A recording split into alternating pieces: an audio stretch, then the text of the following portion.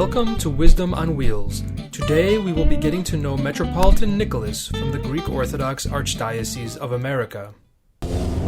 Thank you, Your Eminence, for joining us on another episode of Wisdom on Wheels. Amen. We'll start off very simple. Who are you? Sometimes I ask that question too.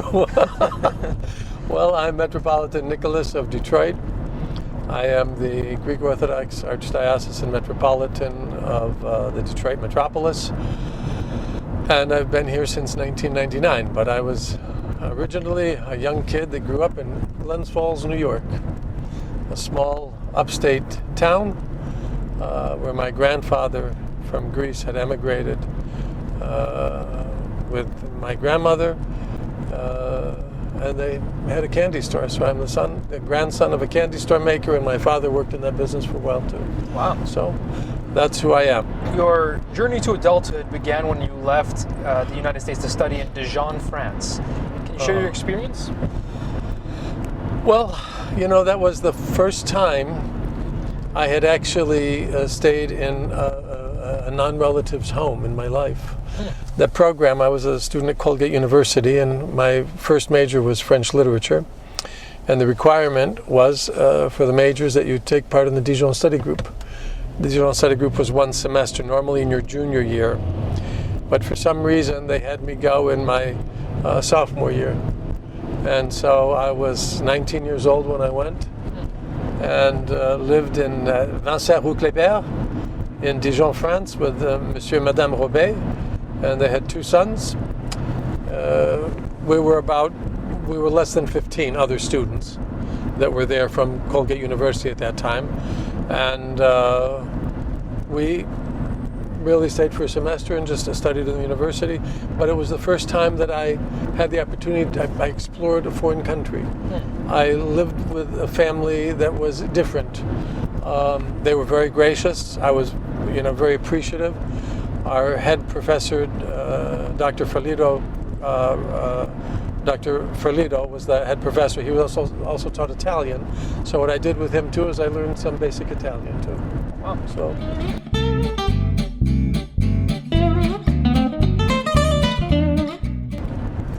Get to sample any good mustard while you were there? Oh, Dijon, the best mustard in the world, and it was a great experience. All I can tell you, it was great, and it made me look at things a little bit differently because I lived interculturally, if you would say, for a period of time. So I got a different look at how some things worked and how some people thought.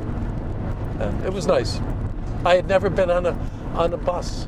I had to use it was kind of funny. I had never been on a bus in Glens Falls. We walked, so that was it. Walked, or you had a car ride. So it was a great experience. It was a great experience. And trains, I learned how to use trains. Wow. Things you take for granted when you're from a big city. That's exactly right. After you graduated seminary, you chose to serve as a layman for a while before getting ordained.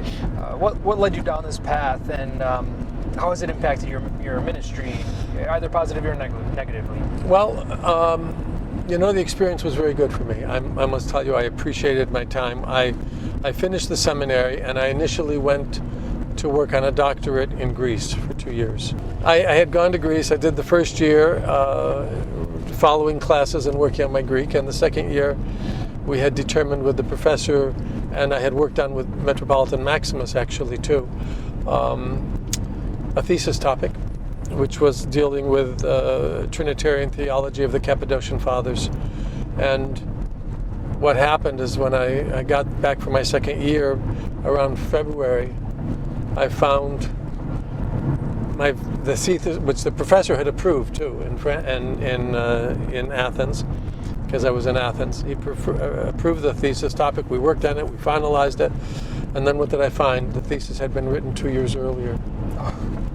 And the professor was surprised. I found it actually in his library. It was a book somebody had put there, but he hadn't read it. So I left because he was not, at that point, he was so, he didn't want to change right now the topic. He didn't know what to do. So I returned to the United States. I was accepted into Catholic University of Washington, D.C., but I realized after I was admitted that I didn't have the funds, and my father I was not going to have my father pay for anything. So I decided to get a job in St. Anthony's Hospital in Denver, Colorado. Received me as an employee. I worked initially in the radiology department. I was a file clerk, which was interesting for about a year and a half, and then they took me into the counseling section based on my degree. The monks and nuns agreed that they would do that. So I went into that, and I stayed for 10 years. I finished up as a patient advocate, was my final position there, and I worked there for 10 years. Now, it taught me a lot. It taught me a lot about working in a system where there are defined expectations with not a lot of leeway, because that was a regular, kind of job. It wasn't as other things might be. Now, I had always worked. Our dad, in order to try and put us through school, he had even bought a store, and my siblings and I all worked in the store growing up. And I still remember the day I said to him, "Dad, we're working. Aren't we going to get paid?" And he looked at me and he said, "Nicola, did you eat today?" I said, "Yes, Dad, you got paid." And we were taught that reality of hard work, and that we were also taught that work did not automatically give us things, but it helped us get to where we were going. And that was an important thing. So the 10 years in the hospital work was really important to me. And then Metropolitan Maximus called me, and I had met him when he filled in as a priest in my home parish in Schenectady, New York. So I had met him then in the 70s, early 70s, and I had said my plan is to come to the seminary. So when you come here, you're coming to me, and I will be there to help you. And so I had this kind of bond with him in the school. In the seminary, I was an assistant to him. So he called me up and he said, "You're not waiting any longer, you are coming now." I said, "But I wasn't asking to be ordained yet." I was still defining for myself my status. Was I planning to be married or unmarried? And that's what I was dealing with. But he insisted I come. I went there. I worked with him. And he was really a hero to me in many ways. He was absolutely brilliant. Metropolitan Maximus had things in he could quote by heart everything. So he was a superb mentor. He was gracious. He was my confessor. And after another year in confession, after several confessions with him, he gave me the blessing to be ordained as a celibate clergyman. It's not what I had originally thought when I was a young kid.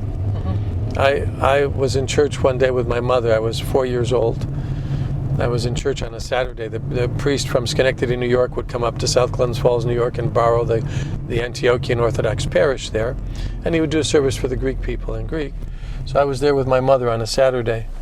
And I still remember I heard in my ear Jesus talk to me. And I walked out and I said, "Mom, I'm going to be a priest." And it was funny. I was, "Oh, no, okay, Nicola, that's good." You mentioned that you worked a little bit in the hospital. Is that what led you to your interest in chaplaincy? You're the chair of the Assembly of Bishops Committee for Chaplaincy. What brought your interest into that area? Well, in the hospital, I was able to see how important the chaplain's visits were, the pastoral care that was needed for all of the people. It wasn't, and the chaplaincy work was never forced upon somebody, but I could see that. And, it was a Catholic hospital, so the only chaplains they had were Catholic chaplains. Now, you could come in as a minister or priest from another jurisdiction or church or faith or whatever it was going to be and see the people, but you didn't have the general access, which was fine. They knew when you entered. I don't know what they do now, but then you wrote down your faith tradition so that they knew who they would send or have come by your room. So I saw that, and I saw that importance. And then afterwards, in working with Father Bartz, because he had been a Navy chaplain, and he and I were classmates. I always like to joke, and I say that he and I are related. His father was the priest who married my parents. Oh, no kidding. Yeah, it's kind of cute. In Youngstown, Ohio, where my mother was from. So that was part of that interest, but also that reality that in the military, in particular, we want to have people who can deal from an Orthodox perspective, not just with us, but with others too, if they need help. And the military has a lot of its own stress, a lot of its own difficulties. And so for that reason, in fellowship with Father Bill Bartz, I was happy to be part of that work, that chaplaincy for the military. That military chaplaincy and the institutional chaplaincy together are really to make sure that when people are in need, that there's somebody there. Okay. So Very nice.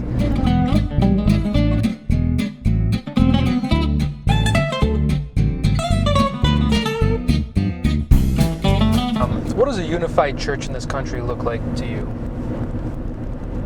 a unified church.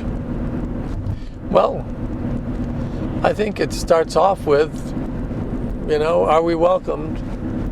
Do we feel at home, at least welcomed into other Orthodox communities?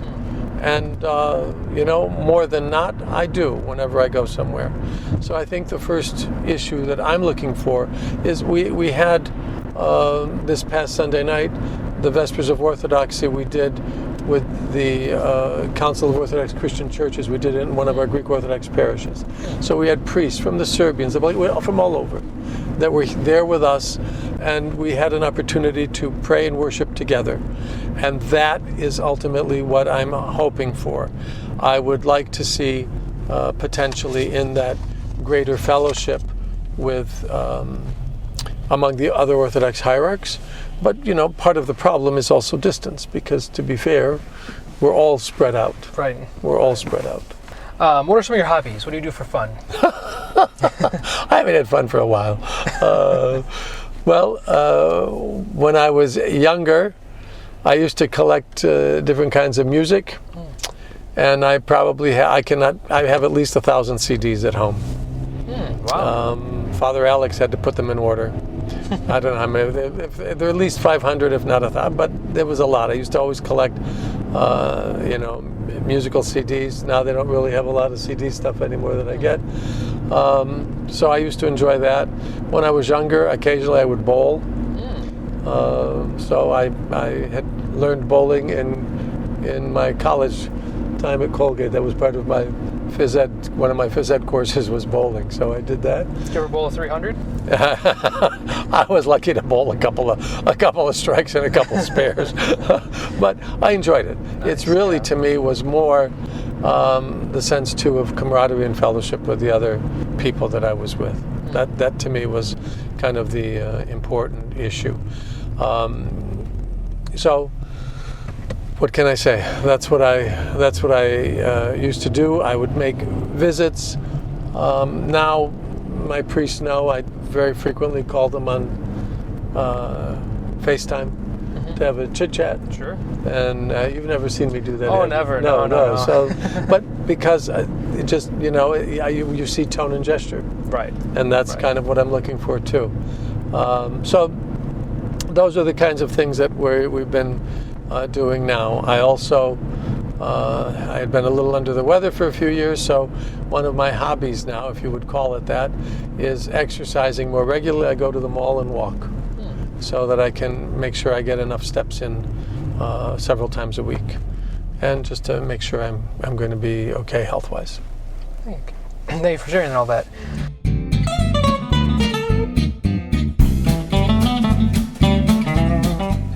Do you have a favorite television show or movie? I have probably some of both. My favorite movie was The Ten Commandments. And it just, and I keep a quote from there, so let it be written, so let it be done. But I liked that movie as a kid, and it's something, I haven't gone to a movie theater in many years now, to be fair. At home, I used to watch Property Brothers a little bit. Sometimes I would watch those parking wars and road wars and that kind of thing. And it's just, you see things that we didn't see that kind of stuff 20 years ago. We never, people fighting over issues of who's driving where. My father taught us, so said, step back and just let them go on and keep going. Aside from Dijon mustard, what's your favorite food? My favorite food? Listen, we are so blessed in the metropolis of Detroit. We have Kyriana Diamandaris. Kyriana has been working for the diocese and archdiocese, if we would say, for probably about 48 years now. And she is a woman to take, a great sense of understanding from. She came from Greece with her husband. They had a few children. Her husband died, and then she worked to preserve the family. And Kyriana is the ultimate cook. She has no recipe. It's all by hand. Wow. She touches something and it becomes gold. So if Kyriana makes it, we eat it. That's Great. how it works. And so the favorite food is whatever Kyriana makes. Wow. She just today, we celebrated her 81st birthday. Today? Today. Very nice. We had a cherry pie at the office for it because that's the one thing she will allow us to buy that she will actually eat, not made by her. And at home, just so that you're very clear, my cooking is very limited. Oh. So it's usually at microwave for 2 minutes and 30 seconds. Thank you. Well, then I'll scratch the question about do you like to cook. Yeah.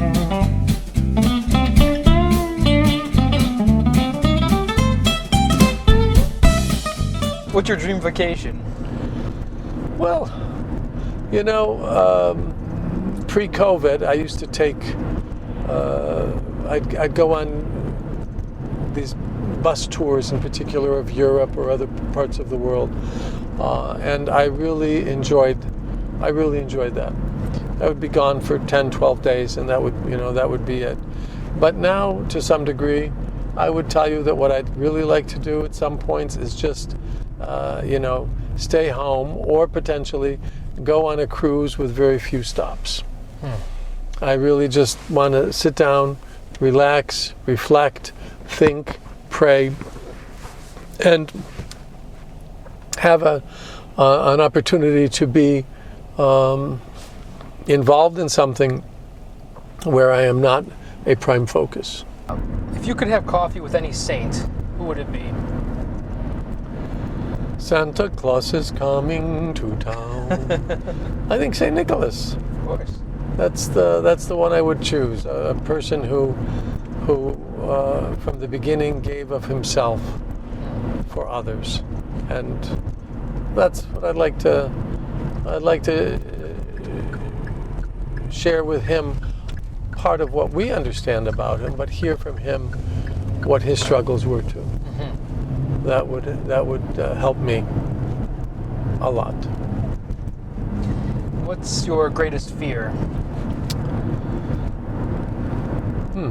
If you have one. Well, I think right now in our current political situation, my greatest fear and concern is that there may be an unnecessary war brought about by some of the powers that be. And that's of great concern to me. That's of great concern to me. I remember when I was a kid and we had the Vietnam War going on, and people, will I be drafted? Will I be this? What's going to happen? What number are you? Where are we at? And we believe, living in such a different age right now, that theoretically we could sit down and talk with our neighbor. And we need to see sometimes a little bit more of that. Sit down and talk.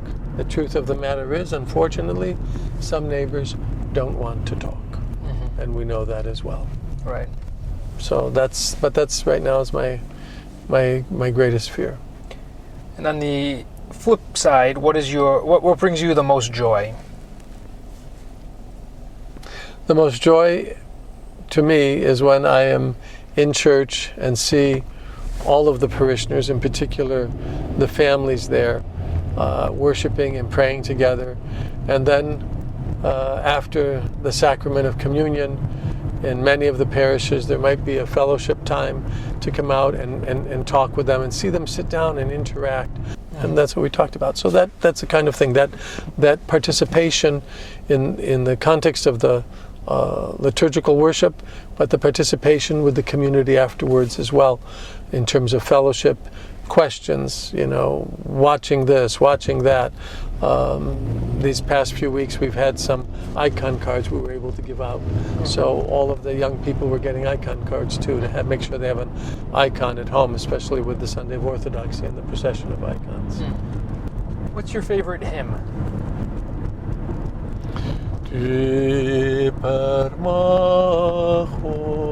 That's what I love. I love that when it comes out. You can sing the whole thing. Nah, I'm okay. I remember from Maximus, Metropolitan Maximus, the late and my beloved spiritual father. But that's, I think, is one of my favorite hymns.